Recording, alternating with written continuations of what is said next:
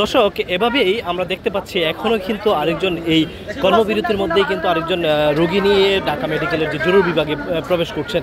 আমরা একটু দেখতে চাই তিনি আসলে এই কর্মবিরতির মধ্যে আসলে কোনো ধরনের চিকিৎসা সেবা পান কিনা। আমরা দেখতে পাচ্ছি ইতিমধ্যে অনেক সেনাবাহিনী মোতায়েন করা আছে এবং সেনাবাহিনী মোতায়েন, পুলিশ মোতায়েন এবং প্রশাসনের মধ্যেই কিন্তু এই রোগীকে নিয়ে ভিতরে প্রবেশ করা হয়েছে। আমরা একটু দেখতে চাই যে আসলে কতটা সেবা নিশ্চিত করা হয়।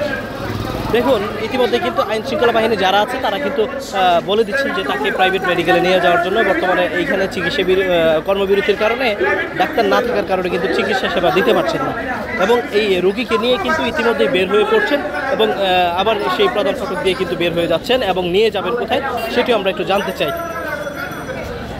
সকাল থেকে কর্মবিরতির মধ্যে কিন্তু এভাবেই রোগীরা এসে ফিরে যাচ্ছেন এবং প্রতিনিয়তই আমরা দেখতে পাচ্ছি বেহাল অবস্থা এই চিকিৎসা সেবাই ধারণ করেছে।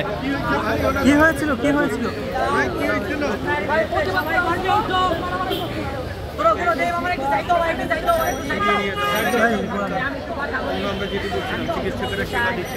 দেখুন, বর্তমানে চিকিৎসা সেবা কতটা অসহায় হয়ে পড়েছে। বর্তমানে প্রতিটা রোগী এইভাবে মেডিকেল থেকে ফিরে যাচ্ছেন, কোনো ডাক্তার না থাকাতে কোনো ধরনের চিকিৎসা সেবা পাচ্ছেন না।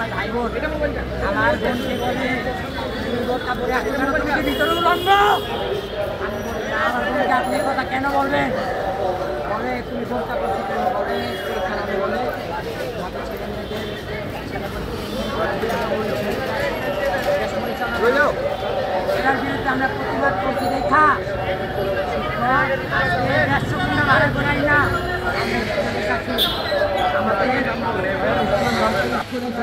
আমাদের পাড়ায় পাড়াইছে নাম আমার এখানে 10 বছর ধরে পারে না।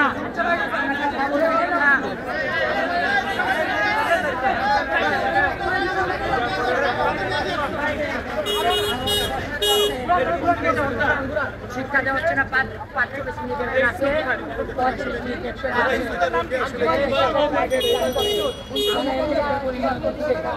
শিক্ষকের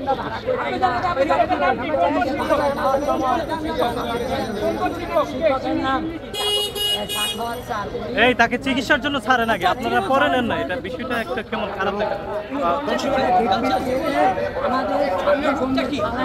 এই রিক্সা আপনি টান দেন।